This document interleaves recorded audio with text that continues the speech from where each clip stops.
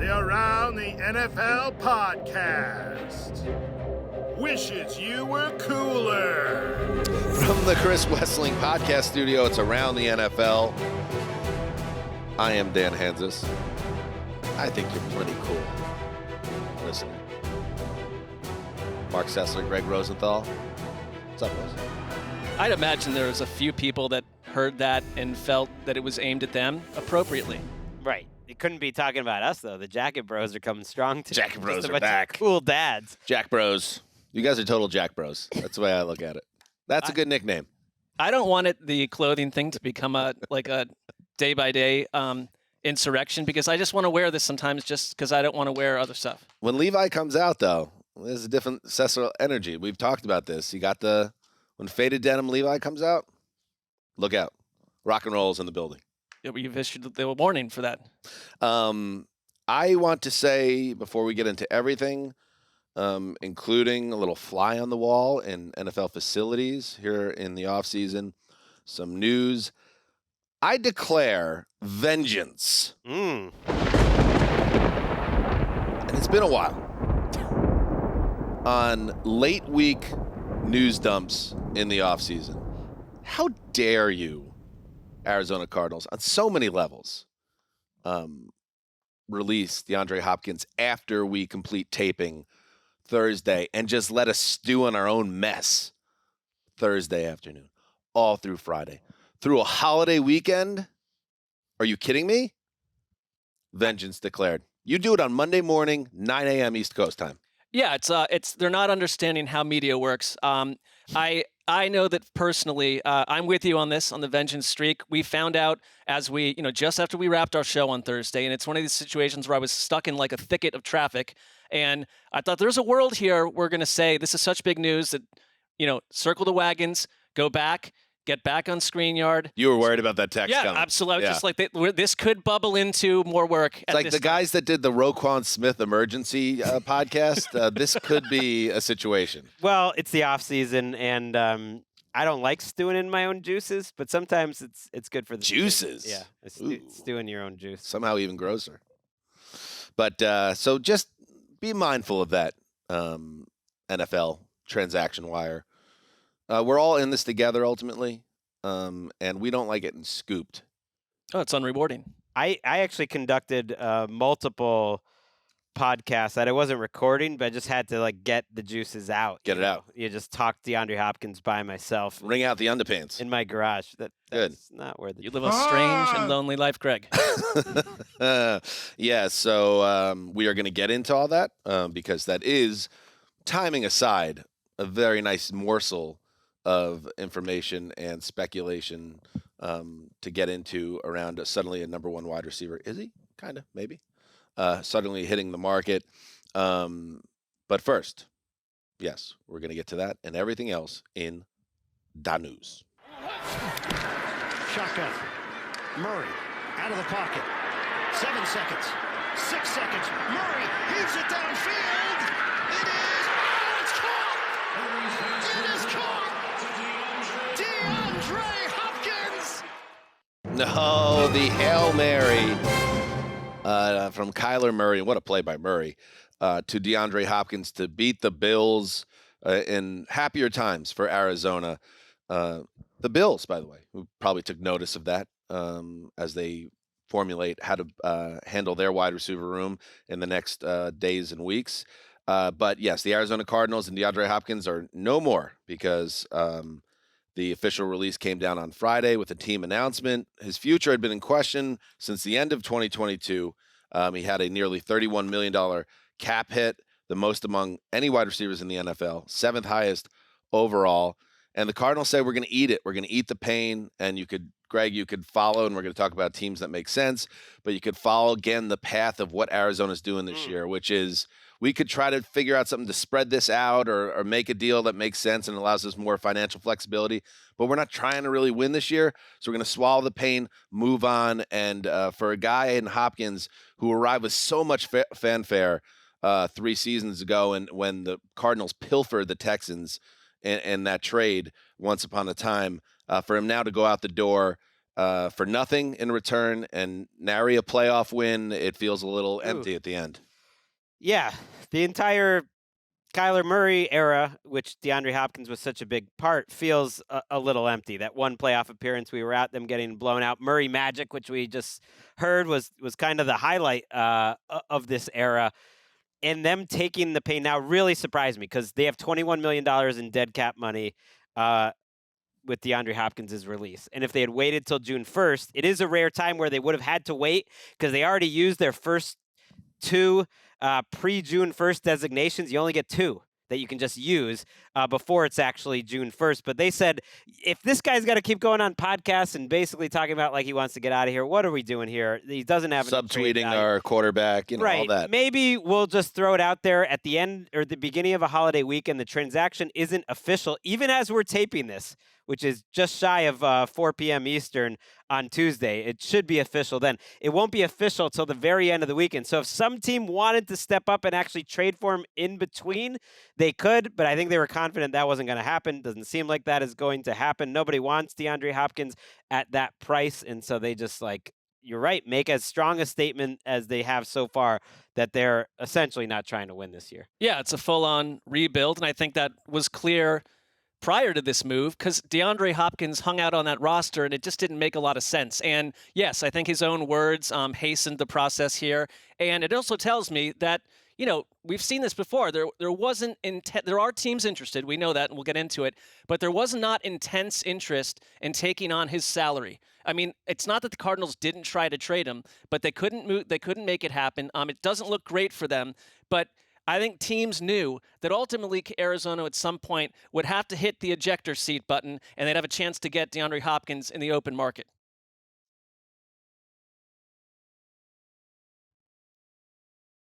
Rated veteran is on the trade block, and I remember us doing an episode a couple months ago. We're like, all right, what would he fetch? Oh yeah, late first round pick maybe.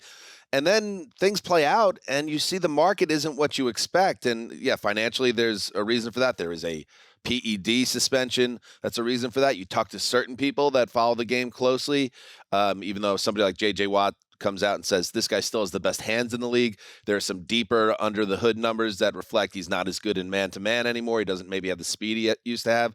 So you factor all those things together and the trade value we expected him to have isn't there.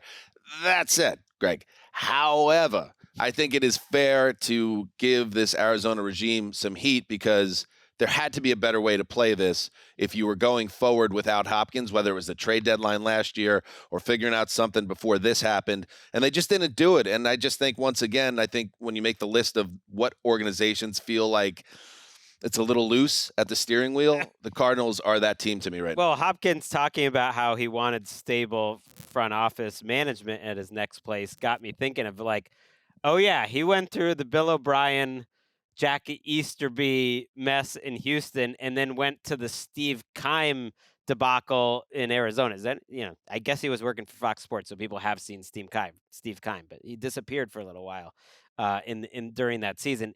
They weren't run well. He was suspended, so they couldn't really trade him during last season. And I think what's key is when he returned, he wasn't the same player. He averaged 11.2 yards per catch, that tied for the lowest in his career. He's not as explosive. I think he can still be a number 2. And I think the Cardinals this offseason with their new GM, Monty Austinfort, probably did blow it in some way because, at least according to our insiders, trade talks were heating up previously. And basically, if they got any trade offer and they didn't execute that trade before the draft, they messed up because something would have been better than nothing. Maybe it was just a 4th-round pick or something like that. Maybe Hopkins' side made it seem like we're not going to renegotiate unless we get released, and so there might be more to the story, and the Cardinals' hands were tied. I do think that the new front office did a nice job in the draft, basically lining up for the future. But to your point, if it was clear that you're not going to get that first-round pick or a second-round pick for this player, why not hold out in a way to get literally anything you can? And there were teams interested. I mean, I think that his financials made him a tough trade for the team to be on the receiving end. Bills also. And Chiefs have been they're the teams two that are reported. But the Bills and Chiefs, I think this probably got in the way. And I know that the cap means literally nothing anymore. It doesn't really matter financially on any level. But if you go to over the cap, they are the second and third least amount of money to spend right now. So I think like what his contract would have demanded would have required a lot of dancing around that and figuring that out.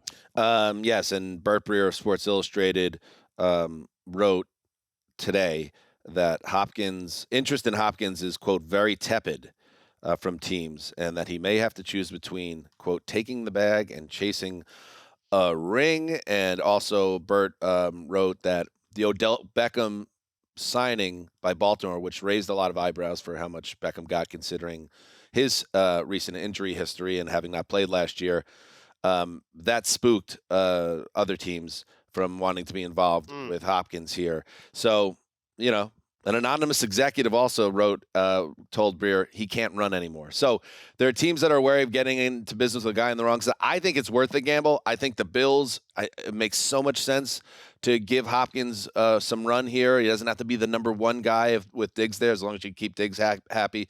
Mahomes obviously is going to make any wide receiver better and squeeze everything out of him. It makes a lot of sense for him on a lot of teams. With those two teams, I'd still be surprised if it's not one of them. Apparently what's happening a little bit in an arms race type scenario is that Buffalo wants him. There's interest, and the Chiefs want him, but they definitely don't want the other team to get him. They're just mostly interested that the Chiefs don't want the Bills getting him. The Bills don't want the Chiefs getting him. And the Chiefs there's reporting that inside the building, they view Kadarius Toney as a fairly legitimate number one if they don't get him. I mean, Kadarius Toney's never been healthy. Kadarius Toney's never been productive. That is quite a projection. Yeah. Any other roster, by the way? Smells like a smokescreen a little bit. I love Toney, by the way. I've been talking up Toney since he got drafted. I love him, but it's a little much. Any other roster that you looked at, Valdez-Scantling, Kadarius Toney, Sky Moore, and Rashee Rice as your top four, you would be killing them for like, why aren't you giving Patrick Mahomes more help? I know they have Kelsey. You have a very good offensive line, maybe great, and you have Andy Reid. So I'm not personally worried, but they do have a major need, and I think the Bills have a need too. I mean, he would fit in great as a number two. Complicating factors, though, is that I want to call him a vixen, but men can't be vixen. What do we call Saint Omni? Ominous? I mean, Saint Ominous? It's the agent who's not really an agent that the NFL has been telling. Mysterious. Dashing? Don't dashing. I mean, I want a more foreboding. Yeah, A man biscuit. Man biscuit. We don't know what he looks like. We found it. Okay. I mean, he could look like me. I mean, maybe I am a man biscuit. You're a little man biscuit. I love A little snack on you. What's better than a biscuit?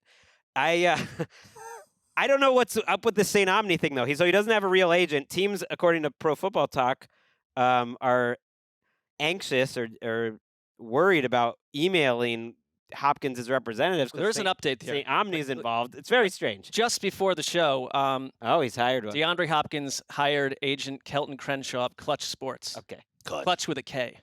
Clutch with a C for you for digging up that little nug. Sure.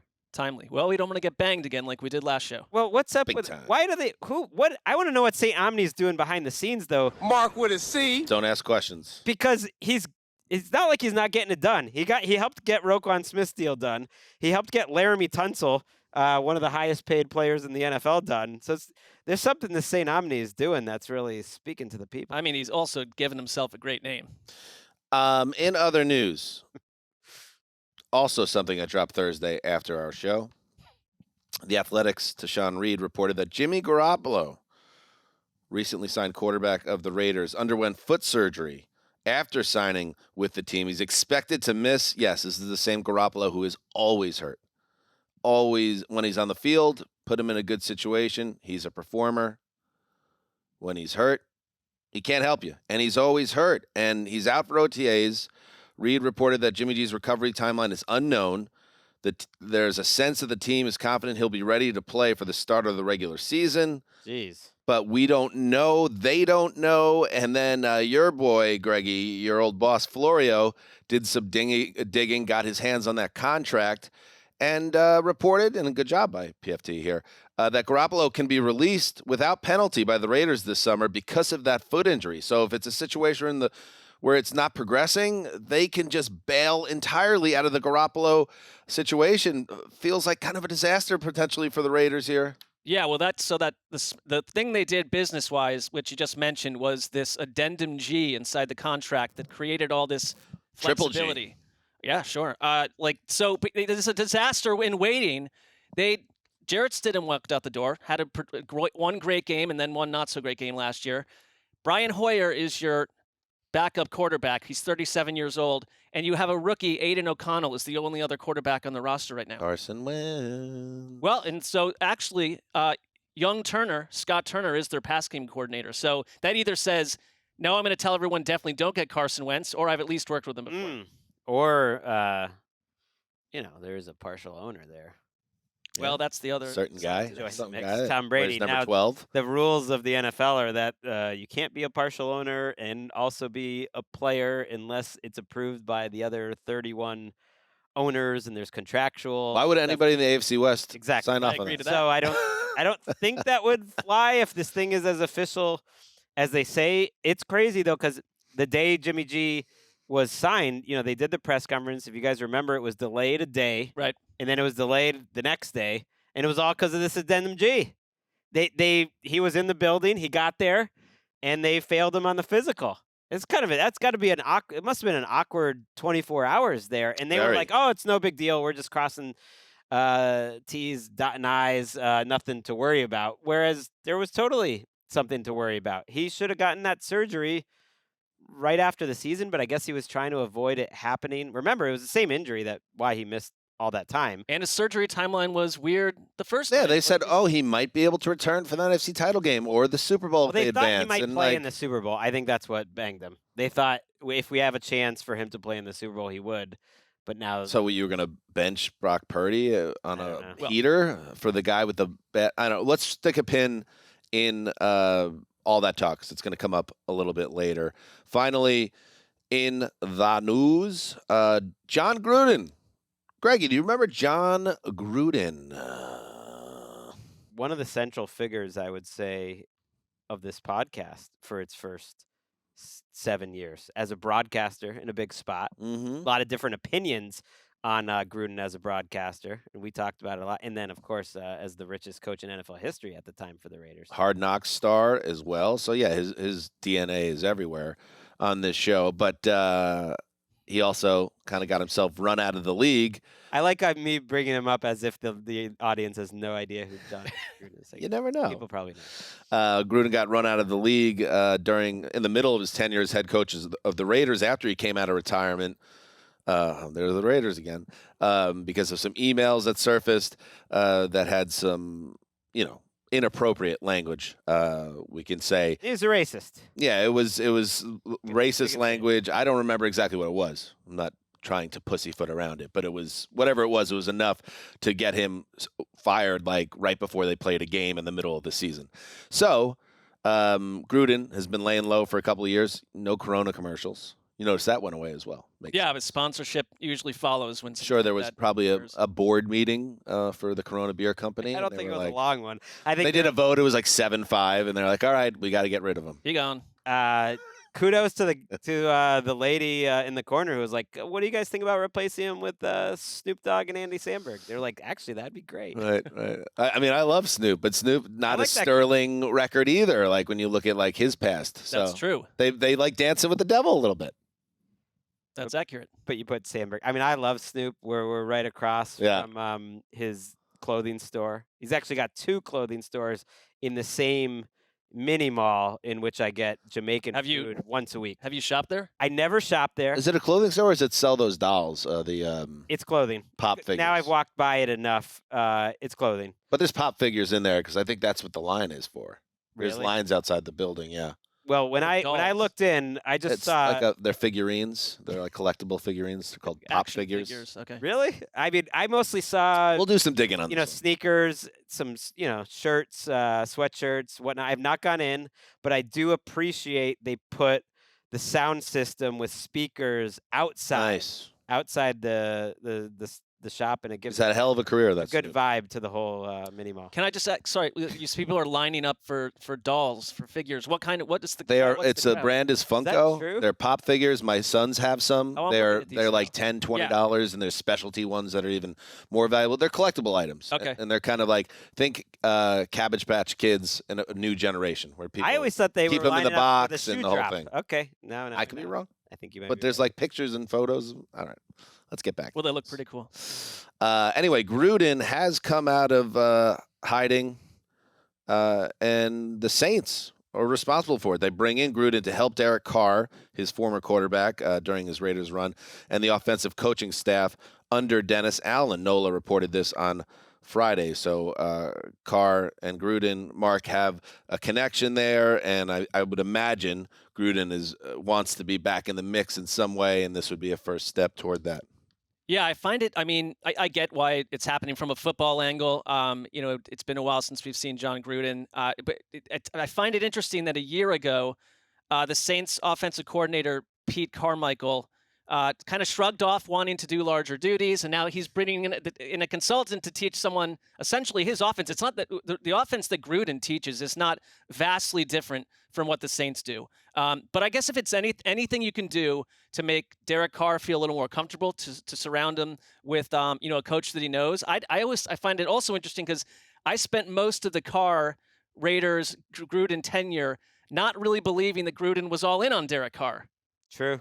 I think it's just Dennis Allen doing a solid for a guy who reportedly wants to get back into the league. And this is a little bit of a trial balloon. How much blowback do we get? I asked a little bit. I'm curious if the Saints would hire him. It doesn't sound like they're hiring him necessarily, but it's just someone Gruden, who clearly wants back in, and this is a friend of his giving him a solid. I mean, Gregg Williams got back in the league pretty quickly. Very different circumstances. Yeah, but it's just saying it's an old boys network where nothing would surprise me when it comes to Gruden. The NFL might exert whatever power they have on not wanting Jon Gruden into the league, though. Jon Gruden versus Roger Goodell and the NFL was a bubbling legal battle. I think it might still be going on in the Nevada courts.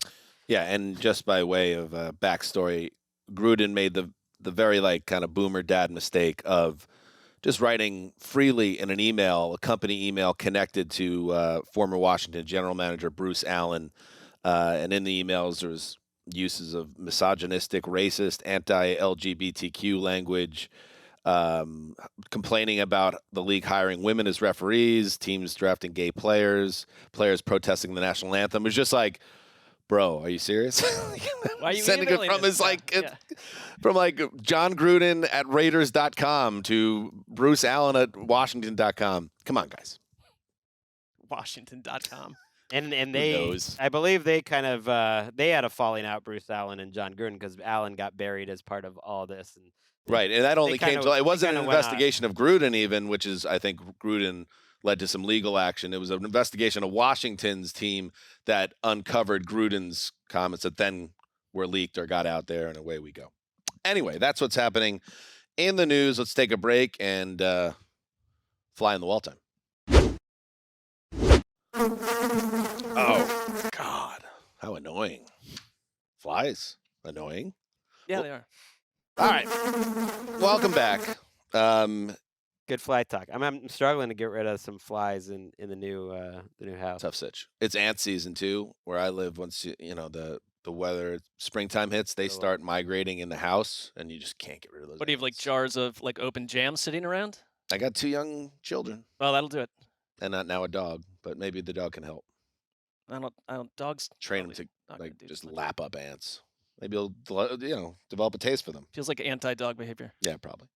Fly on the wall. So there are things that we know in our league that are reported, or that teams and players and coaches and front office people will publicly state. And then there are the real conversations that are happening behind closed doors at the team facility. And this segment is our way of kind of giving you a little bit more information or speculation on what those conversations might be. And then we discuss. That's the segment. That's how you say it. I want to see you start this thing. And I would like to actually defer to you. I'm going to defer to you, Gregg, to start. I think no one is quite sure of the tone and how we're totally doing this, although we've done it in the past. Hey, it's May 30th. So just have some fun with it. I am a fly on the wall. Those beady eyes. Don't swat at me. In Green Bay. Right near Lambeau Field. Pretty special how, the practice facility right next to the field, right next to the stadium. It's all one. It's just a small town. It's good. It's a really unique thing it's about America. the NFL. I'm a fly in Wisconsin, and I'm listening to what Matt LaFleur is talking about when it comes to Jordan Love and all of his young weapons. And I'm curious if this fly is really picking up on the anxiety in Matt LaFleur's voice. I don't know. I want to be a fly there to find out how confident he really is in this young quarterback, how confident he is in himself. Famously called the young bearded boy by Keith Hanzus. This is when we find out if he's really a man as a coach. There's no Aaron Rodgers. There's a quarterback who's been as up and down when he's played in the preseason and little regular season action as any quarterback possible. Tons of great plays, tons of head-scratching plays. But it's not Jordan Love surrounded by a team of veterans to help pick him up. It's surrounded by the youngest skill position talent, especially at receiver in the entire league. They're going to be playing Christian Watson, Romeo Doubs, who are second-year players, Jaden Reed, a rookie, and then at tight end, 2 more rookies, Luke Musgrave and Tucker Kraft. And so they've been on the field now for just a couple weeks. We're just starting OTAs. And as a fly on the wall, I would just love to hear the real talk between LaFleur and his coaching staff of where he really thinks Jordan Love is right now and where he really thinks these wide receivers are right now. Because I think you can find out a lot early and whether he's that confident, and frankly, just by the tone of his voice, because my fly is particularly smart, like how much self-confidence he really has that he's going to show the league that he's the guy who's been leading these 13-win seasons. I like this. This is good fly work. I would say that I think like you have a star potentially in Christian Watson, and Dobbs showed a lot too. And I think if you're LaFleur, you're maybe walking around with a little bit more of a strut and a little more confidence because you ultimately won this battle with Aaron Rodgers. I mean, it was like Aaron Rodgers sort of controlling the coaching staff as he's wont to do. And, all this offseason drama year after year, I think if you're a fair-minded Packers fan, you'd say we're resetting. We don't know what Jordan Love is. There isn't actually high expectations of Jordan Love at this point. We understand that he's got a young offense around him. It almost, if anything, buys Matt LaFleur time, where the narrative before was like, yeah, you can win in the regular season, but come every January, you get axed, and you're the coach that can't seem to win these playoff games. And now it's like, we know that you're talented, you're a good coach. It's your job to show what you can do in a young quarterback, and I don't think there's an expectation has to happen starting in week 1. Yeah, I don't know if I ever saw it as a Rodgers v. LaFleur like battle where it's more like he outlasted Rodgers, and then the circumstances of the Love drafting have now presented this situation and him as a first-round pick. And I think listen, he has a 7-12 winning percentage as a head coach, and that's great, even factoring in a losing record last year. But I think myself, certainly Keith Hanzus, in the garage there in Culver City with their bearded boy comment. That was 3 years ago, but even though the record's great and they won a couple playoff games, never got over the hump, but it's always been a little bit like, okay, but like, is Matt LaFleur, like, you can talk him up because of his record as a top coach, but what's he really about? Like, is this guy legit? And that's why this year it's a great kind of subplot in the NFC. And I think it's going to buy him 2 years because even if I think Jordan Love doesn't play well, or let's say he is terrible. Let's say he has a really bad year, which is within the range of outcomes. I don't think that would get LaFleur canned. I would think he would get another chance next year, whether it was year 2 with Love as starter or if they went in a different direction. But at the same time, I think certainly he could be strutting around with confidence, but also there's probably a little part of him that's like, all right, the spotlight's going to be really on me now, is for all the frustrations that Aaron Rodgers became kind of bigger than the team. He took all of the kind of spotlight and, for better or worse, the good and the bad that came with that. And now it's going to be right on the head coach to find a way to make this young quarterback play at a high level. Plus, it's the offseason. It's beard and body time for LaFleur and hair. And he got eyebrows. He got a lot of shots from Rodgers. Compliments, really, but a lot of mentions of how tight the eyebrows, the beard, all of it were. But the Love contract is partly why I want to be there and hear what they're really saying, because I was surprised. It did, to me, people say, "Oh, it was a good deal for the Packers. It was good business." Blah blah. Like it did show to me a lack of total confidence in Jordan Love, which is fine. I guess it makes sense. They're not totally confident in him, but I was a little surprised that they're not going into this new era with Jordan Love with 2 feet in. It's kind of one foot in, and to your point, he could stink this year. Like they can get out of it after this year.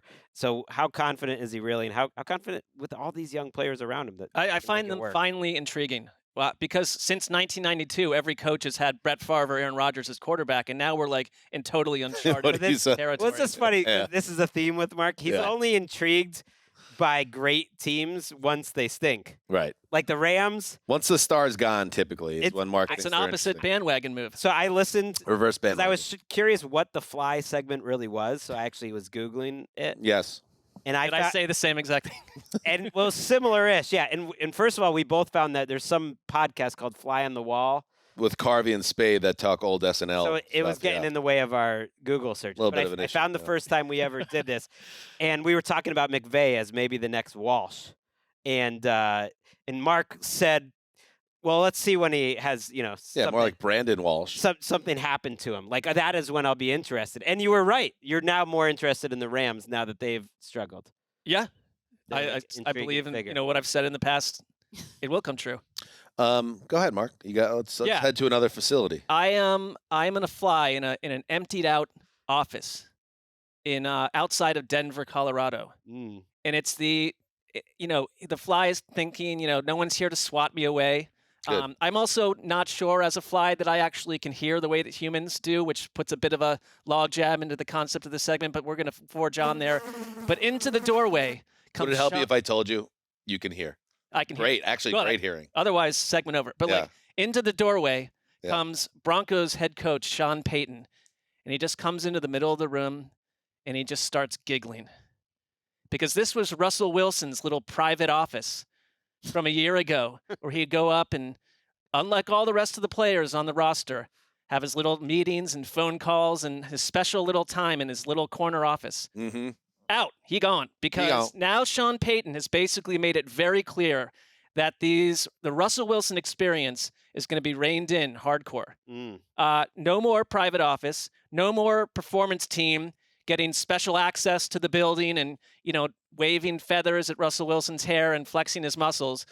He now has to prove that he actually can play football in this new offense. And while there is a lot of belief that he'll be at least serviceable because it's Sean Payton's offense, I just think that where Nathaniel Hackett had no choice but to endure Russell Wilson's horrible bottom 5 play all season, that I want to know as a fly. I'm going to start to fly out of this little office when Sean Payton walks out of it, and I'm just going to track him quietly so that I don't draw too much attention or get swatted, and listen to little conversations between him and General George Payton, the general manager, and just what in general the agreement is. Because if Russell Wilson, do you think they've spoken yet, Patton and?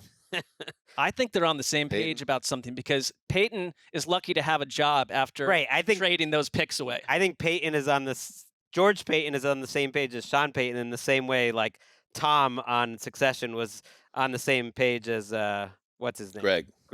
Greg the Egg? No. Matson? Matson. He's like, yes, sir. Anything you want, sir. I'm bendable, sir. I will get the players that you need. Subservient. I'll get rid of I totally Russell. agree with that. I don't think Payton is sitting in the power seat. He's lucky to be there at this point. It was a terrible mistake. Patton.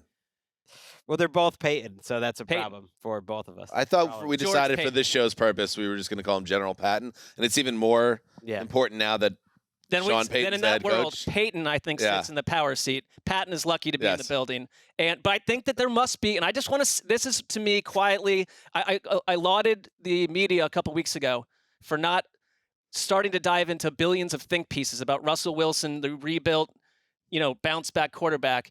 And I just want to know what the actual verbal agreement is, that if Russell Wilson comes out through all of camp and flatlines, and then lays multiple eggs in a row in the regular season, how quickly, how soon do we see Jarrett Stidham, who they paid a lot of money to? Halloween. I think he gets about 6 weeks or so. I think that's fair. I mean, I think it's like you need to have been given power to move on from this. Can I throw out because we're heading towards a new season, and that was tremendously confusing at points, and not your fault. It was because of the last names. Right. Can I call a measure to order and get a vote, and it has to be unanimous to pass, that for the purposes of this program moving forward, for the duration of the current general manager's stay with the Broncos, Yeah. that we now call him Kevin Saunders. Wait, what's wrong with General Patton? Or General George, but I'll write that down. I'm just saying, Okay, I think like, that's more just give fun. him that way. He More has. fun. We will never confuse the Peyton thing, Right. Yeah. and it like now he has a totally different name than the head coach, and it will.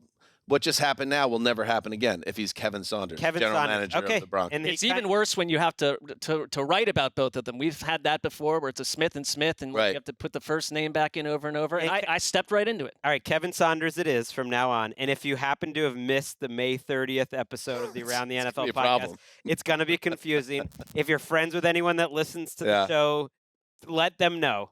So everything's covered. And it kind of Kevin Saunders reminds me of Steve Sanders, who's, an all-time Mhm. television character on Beverly Hills 90210. Right, and I mentioned Brandon Walsh earlier. So Yeah, we're, everything's tied together. All right, maybe we tweet that change out. I don't Eric, behind the glass, can you make note of that the general manager of the Broncos on this show is Kevin Saunders? I think, by the way, Russell Wilson has no excuses in a way. Like, this offensive line looks pretty good. They're quite deep at wide receiver, and he's got this amazing coach. But if you look at what's worked under Sean Payton, what he prizes, it's like kind of the opposite of what Russell Wilson is. It's closer to a Teddy Bridgewater type. I think that's why he liked Teddy Bridgewater. Drew Brees is the Hall of Fame version of that, but it's like quick decision making, out of your hand, fast, over the middle of the field. Literally all the things that are the opposite of what Russell Wilson did well, even when he was one of the best quarterbacks in the league. It's problematic. Can we head back to the desert in Vegas? Sure, why not? You're a fly. Because listen, I'm just a fly. I don't know nothing from nothing. I have no agenda because I only live for like 30 days. Right. Is that true? That's it. It's about a month I got. So when I tell you this, I'm not trying to further my own career or hurt someone in a way that will allow me to advance as a species, or 30 days. It's about 4 weeks, and I'm gone. So I was in this Raiders facility, and it was a dark room, and I'm just going to need your guys' help with this. And I'm going to apologize to your producer, Eric, ahead of time, because I think this will give him a little work in post-production. So apologies, Eric, from the fly, me. So this man, he was wearing kind of a hoodie, dark hair, about 40 something, maybe late 40s. He was hunched over. I should let you know, this was about late last week. Okay. And this is just, again, I don't know what any of this means, but here's a translation, or here's a just a transcription of what this figure was saying.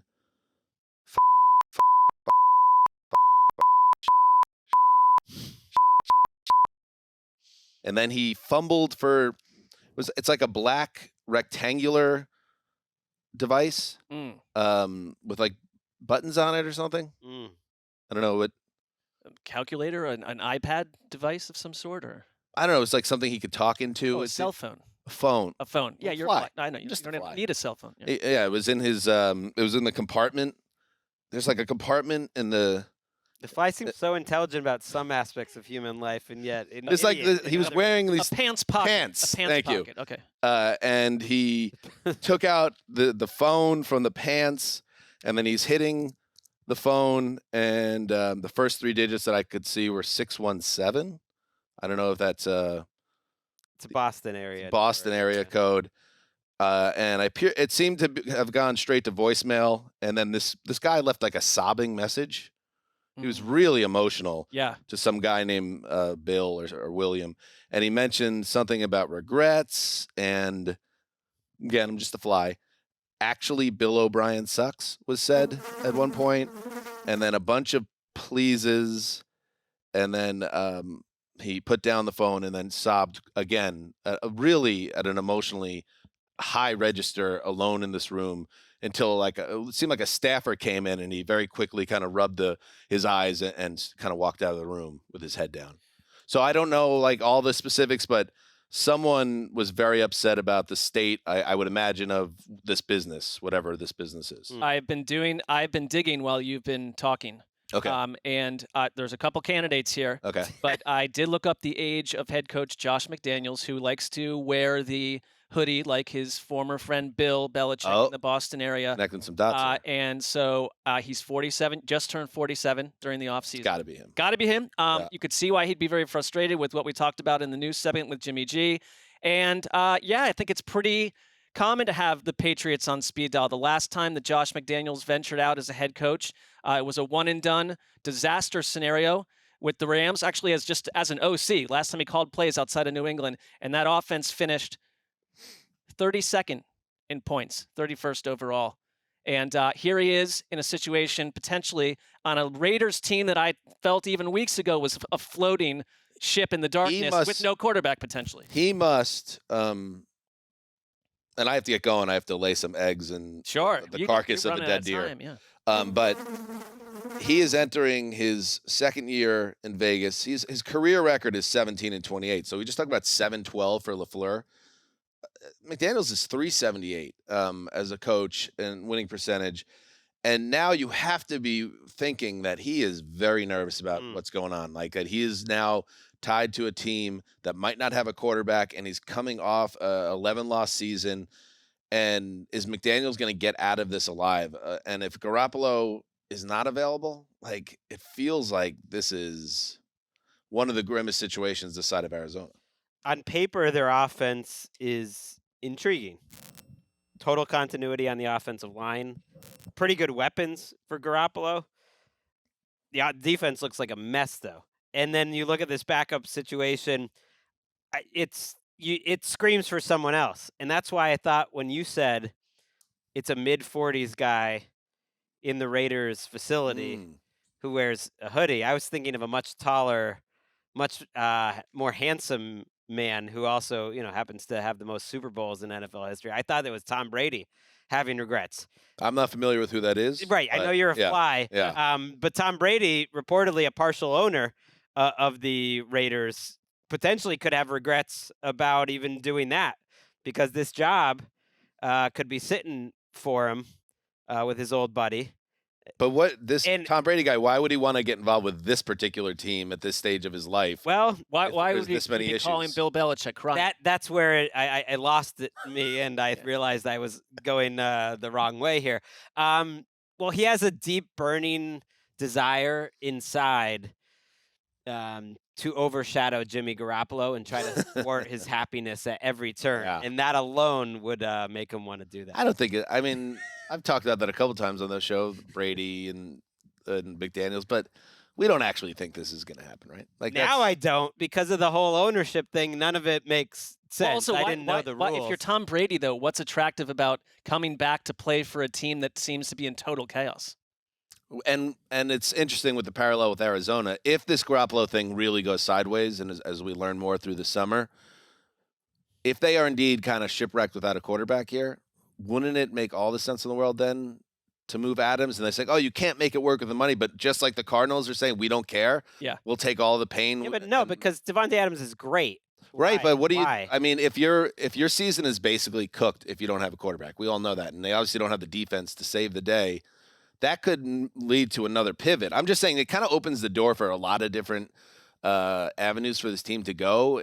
Hopefully, and listen, we don't want to overreact on May 30th, just because of one Jimmy Garoppolo report out there. He could be fine for week one.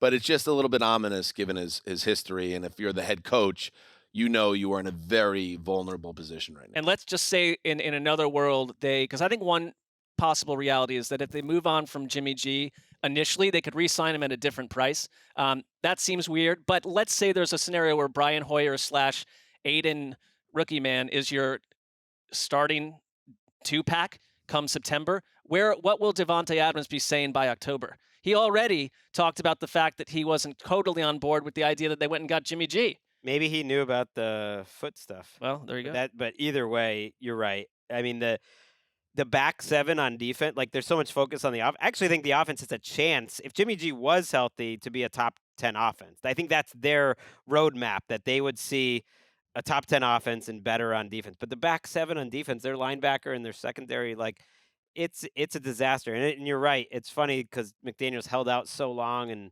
maybe he couldn't get it the right job, but he passed up a lot of jobs, and he was Infamous Colts job. He was trying to time it, and a year and a half in, they don't look any better than when Jon Gruden was there. They probably look worse, and supposedly Hunter Renfrow might get traded. There's still this buzz out there that the Saints are interested. I don't understand that at all. All right, let's take a break, and then we'll visit 3 more facilities. All right, welcome back. I'm holding in my hand, by the way, a Funko Pop figurine delivered from one of our great maestros behind the glass, Christy Stapleton. It's an Aaron Judge Funko Pop figure, I guess taken off somebody's desk. Wait, let me get this right for you. You know, you really got to check out this. The cameraman's getting put to work there. The YouTube feed is really popping off today. And this figure is oh, there we go. That's it, Mark. So if you were curious, I've seen those, and I think they're very attractive. It's a very nice, very attractive. It's a nice hobbyist addition to the hobbyist collection. Where are you at as a collectible throughout your life, guy? I mean, post childhood. Yeah, like what was your Star Wars figurines, things like that? As a child, not as an adult. You have them in the boxes, and no, I used to bury them in the yard and stuff, and that was part of the game. Like they have to go find their friend who's been buried underground. So I remember that one in the sand pit, and then you pour some water in there, and it's freeze them in ice. I did have that Ellis Burke starting lineup figure come with. I had a lot of starting. In my life for a while, but at this point, I think I'm wrestling figures. I had almost the entire WWF collection along with a steel cage. Yep. Oh yeah. So you put King Kong Bundy versus Hulk Hogan to mimic, I believe, WrestleMania 2. In fact, sitting on my desk in our newsroom is a Ken O'Brien and Al Toon starting line of figurines from 1989. I lost all the football helmets, every one of my football figures, sometime in 1989, and never found them again. So they're just catching passes and passing without any protection at all. Why are you Greg? looking at my laptop, Greg? I'm seeing. Don't do that. Why do you keep doing that lately? With Marc's almost every It's show. just sitting there. I'm making sure I don't take whatever. Well, I already told you before the show. Yeah, which I what I'm couldn't doing. quite. Doesn't. Yeah, but it's a violation a little bit of his space when you look over there. It's just strange. It's off-putting. It's just right there. Would you want someone to do that to you? I mean, if it's just my notes for the show, I'd be fine. Yeah. You don't know what's on there, though. Yeah. Like, what if I'm doing something else over here? True. I was making sure that I didn't take, but Go ahead. I like to leave myself options of what I'm going to do. I'm going to leave the 49ers to the side, actually. Okay. I am curious what they think about Trey Lance and Darnold in reality behind the scenes. And at the risk of leaning too hard on the 617 area code, my fly is flying up to Foxborough. Okay. And that's good. We're all over this facility on Patriot Way. It's looking, it buzzes past the coaches, buzzes past Bill O'Brien. Oh, like, what is Mac Jones doing there in the men's bathroom? Let's just keep going. Let's go up to the ownership on the 3rd floor. Robert Kraft and his son, Jonathan Kraft, talking. There's no microphones in there. There's nothing. Only a fly could find out.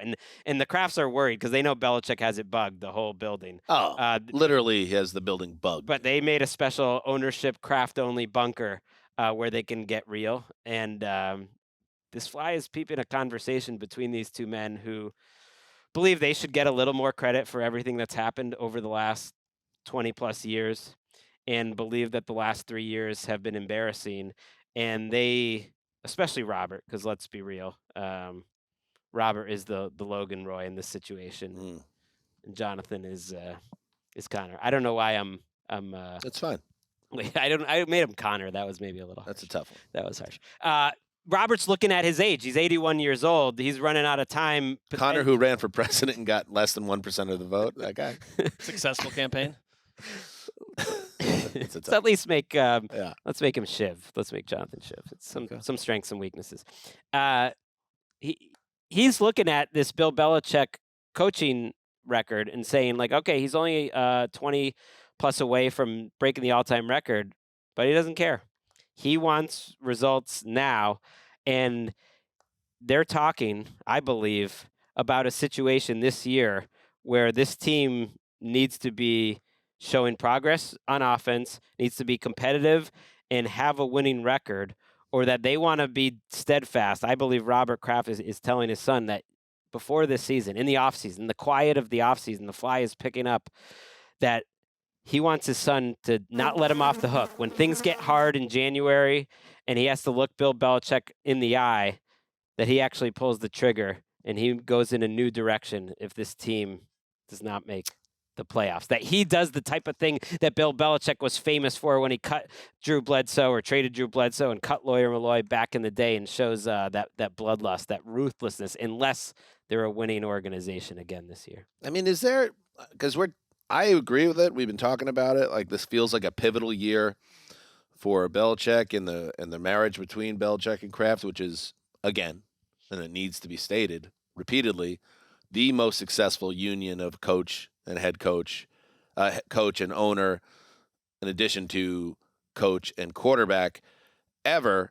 The quarterback left, and ever since the quarterback left, the coach hasn't been quite as successful, and now there's growing tensions between the coach and the owner as an indirect result or a direct result. And it's just like, I don't know, like this almost feels still a little bit of a rush to get Belichick out the door, unless you have somebody lined up that you absolutely adore and feel like is the guy that could give you another like 20 years. I think they do. Who? Gerard Mayo. I don't know if that's going to be right or wrong. We're gonna fire Bill Belichick to take a chance at Gerard Mayo. I just think that's what they think. Well, they put in incredible effort to keep Mayo. Kraft has talked up Mayo. Kraft, I think, had the most pointed comments that, subtext were anti-Bill Belichick comments about the way that Matt Patricia essentially was put into a terrible position last year. Didn't do a good job. Not a good job by Matt Patricia. But Kraft really went out to defend Matt Patricia, that he was an incredibly hard worker and did what he could in a terrible situation. And I don't know, you'd have to dig pretty hard to find comments that reach that level of annoyance with his own head coach. That said, like, Mayo aside or something like that, there's no one else in the building that fits the bill right now. And I don't know how, if you're going to move on from Bill Belichick, you better be right. Right. I'm not saying this is not, I don't think any of this is a good idea.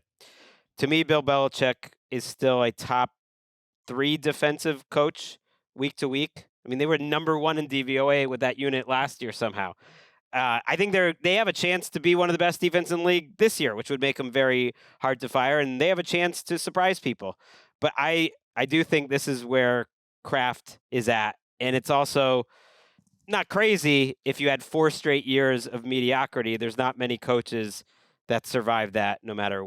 But I guess my point is, and again, Gerard Mayo could be great, but before you go fire literally Bill Belichick, how about we give Bill a true heir to Brady, like an actual difference maker at quarterback, because washed Cam Newton wasn't that guy, and Mac Jones has ability and has some potential, but there's a reason why nobody had him above the Dalton line when we did that exercise last week. So I don't think anybody sees Jones as a future star. Like, are you really gonna? That's how this is gonna end? Like, maybe, but here's the one problem. Like, Bill Belichick is also the general manager. And Bill Belichick made the decision to go get Mac Jones, and he's also made a pretty trenchant year after year decision. I know they had that free agency splurge a couple off seasons ago, but it's typically been like a weapons light attack. I mean, they're wide receivers for a really long time and just been kind of like you're looking at that group and thinking, eh. And it's like this year's group is sort of like, all right, I don't look at this. If this is the year that Bill Belichick suddenly has to pull 12, 13 wins out of his butt to get to the playoffs. Yeah, but like if they go 8-9 this year and Kraft decides to pull the trigger and start over, you know who's going to be thrilled about that? All the other teams in the AFC East.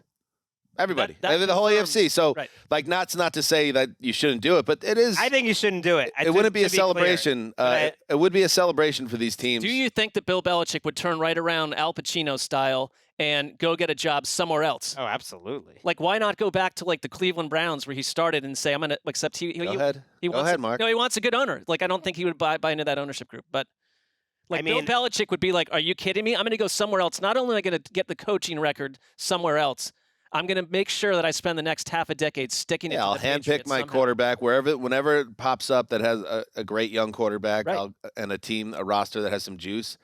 I'll go out on my own terms. Well, it's Tom Brady part 2. He's 30 wins away, by the way. So. Well, what if he wins 30 games this year? Oh no, That would be really impressive. There is like a playoffs one. This is why I'm annoyed by NFL coaching records and stuff like that. Got to count the playoff games. But look, I'm just the fly in the room. I'm not agreeing with what do you know? going on here. I'm just passing along the information. Thank you for the info. Mark, you got another one? I am a fly related to some of the other flies that have been, flies, there's a long family tree here, and I exist. Cousins, nephews. I exist for less than a month in Southern California, but right here, smack dab in the middle of my 28-day lifespan, I find myself in Los Angeles, in the Los Angeles area. Nice spot for a fly. Yeah, I've attached myself to a human that is moving briskly down a hallway into a meeting room with a very good-looking head coach. I myself, the person I'm attached to, also has an incredible head of hair. I mean, isn't a handsome man also. So it's I'm with you all the way on head this coach GM duo is attractive, and they're sitting down and say, look at I'm not sure where exactly we are with this team. We've built a very, very young roster, and we've got some problems though. And I think I'm sorry, is this the fly saying this or the fly is hearing things like this. Okay. And it's there's some muffled conversation. There's some sort of tapping on the table because there's some indecision here because the roster that they're talking about just looks a little weird. And I keep hearing the name we love Matthew Stafford the person. We know that Aaron Donald is one of the greatest defensive players of all time. Cooper Kupp is wonderful too, but we have to take a real look in the mirror and say, who are we now for this season, for next season, and how quickly would we move 1, 2, or 3 of these players or other additional pieces if we really wanted to embrace the concept of a true start over? Right now, we've got a extremely young roster attached to an aging old quarterback coming off a disastrous injury situation.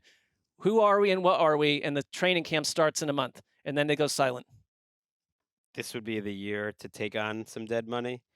They are doing it in a way that NFL teams have almost never done it in the history of the sport. They have $74 million in dead money. So they're just eating it. We talked about the Cardinals eating that Hopkins salary. The Rams been eating it. They got 60 from Allen Robinson, Jalen Ramsey, and Leonard Floyd combined. So I don't think they would mind the financial pain that it would cost to trade Donald or Stafford. Kupp would make just no sense to me. So I'm putting him to the side a little bit. But, man, I think it'd be tough to get a buy-in. I think it'd be tough to think like that right now. I don't think they want to think like that, and I think it'd be a little crazy to go into the season thinking like that. Maybe that's a week 5 conversation. Maybe it's a plan ahead. Well, let me ask you a question, from another angle. If the Rams, first of all, I think a year from now, we're going to see the Rams very differently. I think we'll see them in a positive light. But you have Stetson Bennett, who, comes in with an interesting college career. And why not get a look at Stetson Bennett sooner than later in games that matter? If you're a team that starts off 1-3 or something, and you go into next year's draft class, which could potentially be explosive at quarterback, and know that you do everything you can if you're Les Snead, because he'll do anything to get what he wants, to get the number 1 quarterback with all the draft assets that you could acquire by trading some of these guys. Stafford specifically would not cost much to move, and to me would make the most sense if a team needed a quarterback. I think they want to compete this year. I think the only way we see Bennett is if Stafford gets hurt, which is certainly possible. Yeah. I just looked it up because I was curious because there was a big hullabaloo, obviously, about Sean McVay, whether he was even going to return this year, and then he was on the fence, and then it actually really looked like it wasn't going to happen, and he'd given his coaching staff permission to look for other jobs, and then all of a sudden it comes down that he is back. And I was like, well, is this just like a one-year thing, and this is going to be the way he is now? But looking back at his quotes at the time, back in January, he had said that he made a decision for years to come. So obviously you can change. Head coaches are fickle. But I'm working under the idea that they're going to try to wring every last drop they can out of the Stafford-Donald era here and see if they could do something similar maybe to what the Seahawks did this past year, where it's like they surprise some people, maybe win 9 or 10 games, they're frisky, or maybe they get into the playoffs and all that. And then even if it doesn't work and Stafford goes down in week 4 or this or that happens, then you could start spinning the wheels in a different direction, and then McVay and Snead can truly reboot the operation next year. So I think what we do, sometimes you kind of want to have a more clear idea of what these teams are doing, but the Rams seem like a team they're kind of in the middle and they're operating that way. And that doesn't mean it's the wrong way to do it. Sometimes it's like, oh, that's a half measure. They should be going all in or all out. But they kind of make sense to me to be doing what they're doing, and then they could pivot if they have to. I mean, I don't think NFL rebuilds now, if you're good, are a season long. And that it projects as a potential 1-year rebuild. One good draft can really change organizations, Like it. I like it. Okay. Let me preface this by saying I'm a fly. Still, we got that last time. Not like the turn of the phrase, unnoticed observer of a particular situation type of thing. I think you met my brother earlier. Yes, a rather dim insect. He, that's untoward. Maybe not on the scale of a fly. But he died of natural causes. He was 25 days old. I'm quite literally a fly on the wall. I'm going to eat some poop. I'm going to touch a bunch of things I shouldn't, spread some disease. And then I'll die again in a month. And I have no agenda, Gregg. I know you. Flies never do. Agents can't muzzle me, Gregg. So I'll let you decode what was going on when I was buzzing around Browns camp this week. Ooh. I went to Browns, I like certain things. I have a particular taste for things. Fair. Yeah. Brown things. Anyway, there was this, here's the situation. There was this handsome guy, kind of like I think I'll call him like a mezzanine level George Clooney. Okay. There's another guy there that was calling himself the Tasty Berry. I don't know. A silver-haired older gentleman, kind of prominent jaw, kind of like a Springsteenian jaw. Kept referencing his 18-wheeler collection. That was weird. Knowledge about like Springsteen and what a mezzanine level even means for a fly. And of course, Alex Van Pelt was also there. Anyway, they were having an amazing time. In fact, Eric behind the glass, good to see you again. My brother is quite fond of you. I think I did get some audio of what was going on in this room with all these gentlemen.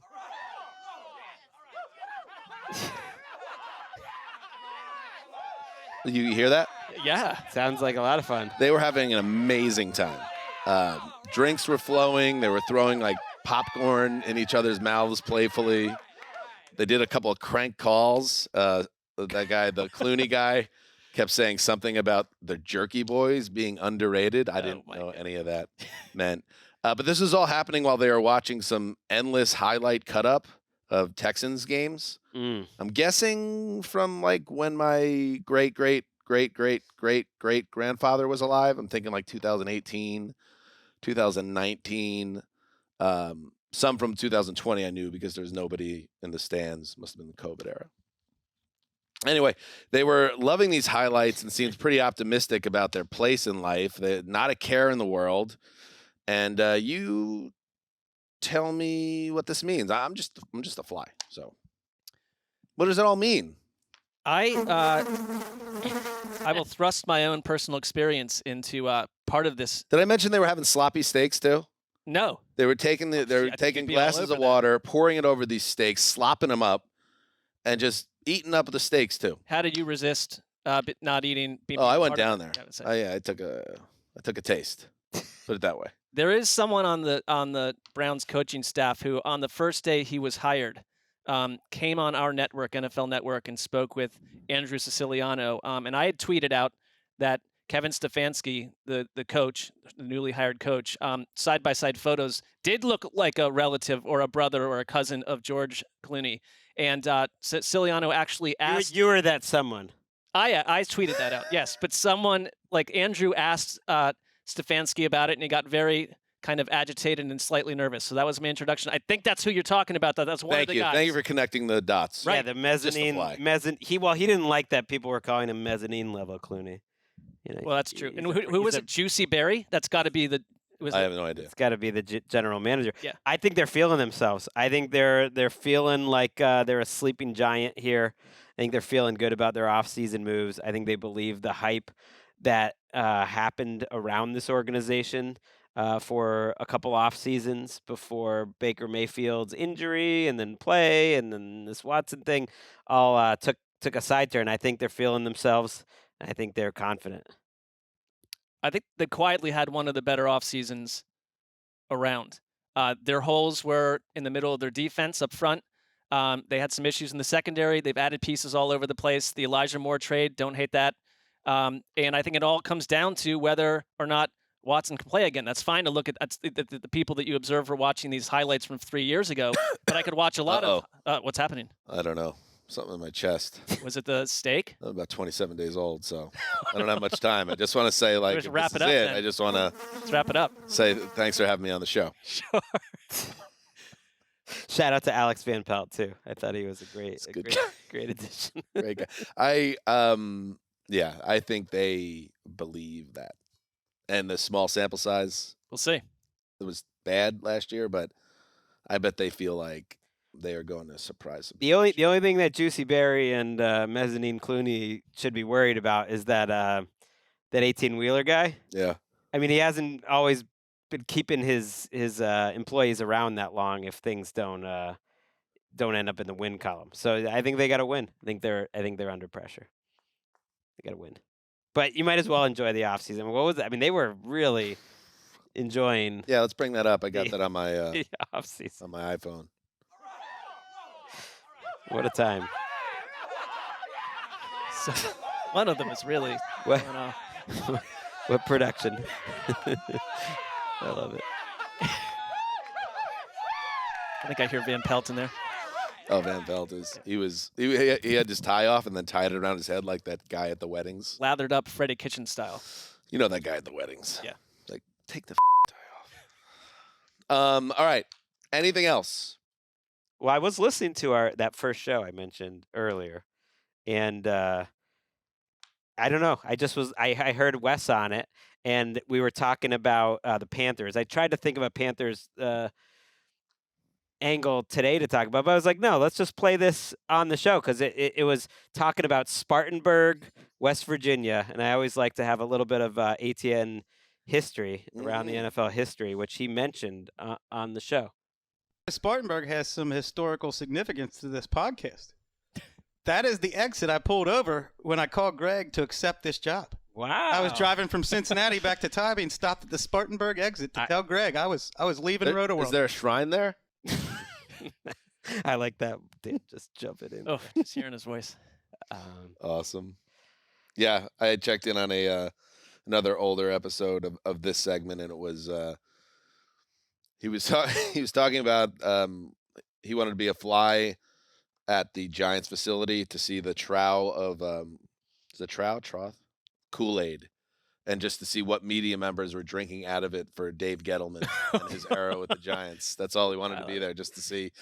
And we noticed that Bob Glauber was from Newsday, now retired, was just sitting in a chair watching it. But Chris just wanted to know which Giants media member would be bending over for Gettleman. Not the biggest fan of the New York media market, Chris West. No, or Gettleman, right?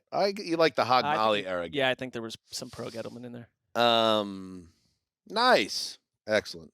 What's up? That's it. We'll be back on Thursday with another show. Actually, it's going to be a road show. It's our annual road show. We're going to be by the beach, by the sea, we'll call it. And we're going to have hopefully some special guests that will be joining us. And Gregg, we'll touch on done a lot of hard work you've been doing over on the .com. Projected starter series is done. It's done and dusted. But love doing some takeaways from Gregg's projected starters. So we'll hit that, and it reads like a very juicy gossip column. Often it's a good read because it's not like a typical column or sports writing piece of work. It's just like little nuggets and things that interest you for each team. Little nugs. And so be ready for that. Looking forward to that as the off season goes along. And this is the Tuesday show here. Also happens to be our former producer, Justin Gravers. He's starting his first day at a new place, and just want to we want to take this time just to wish Justin the best of luck moving forward. And we missed having Justin around, and he's such a great asset to the show. Wish he was still here, but he's there and he's gonna kill it. So we just want to give Gravedigger a shout out On the Mount Rushmore. If you followed our socials, you saw we had a chance to have dinner with Justin too just a few weeks ago, and just couldn't thank him enough for the great job that he did in the couple years that he was here. 1 year running the show around the NFL really helped us a lot, and we love him as a friend. We love him as a producer too. So good luck over at Fox, and we'll run into him down the line too. Yeah, I thought he was so professional from the very start. I think when you cover football, we all learn this, that the first year you kind of take over something. There's a lot of biorhythms to the season, and it can catch you by surprise. And he was just rarely, if never, caught by surprise. I thought he offered so much behind the scenes. On air, he became a beloved figure. And I kind of look back to our trip to London, which is a time when we all get closer together as people, where I really got to know him more as a person. And there's sort of always been a kindness and a gentleness to him. And we'll miss him. Yep, one of the true nice guys. And you're right, you have to be in that chair. You have to be able to roll with the punches and adjust and learn on the fly. And nailed it. And Justin always did that, and he'll continue to do that. And we love you, Justin Graver. How about one last Gravedigger drop if we got it there? There it is. Love you, Gravedigger. Love you, bud. All right, we'll be back on Thursday, like we said, road show. Until then, you know what you need to do. As Chris Wesley was known to say, heed the call.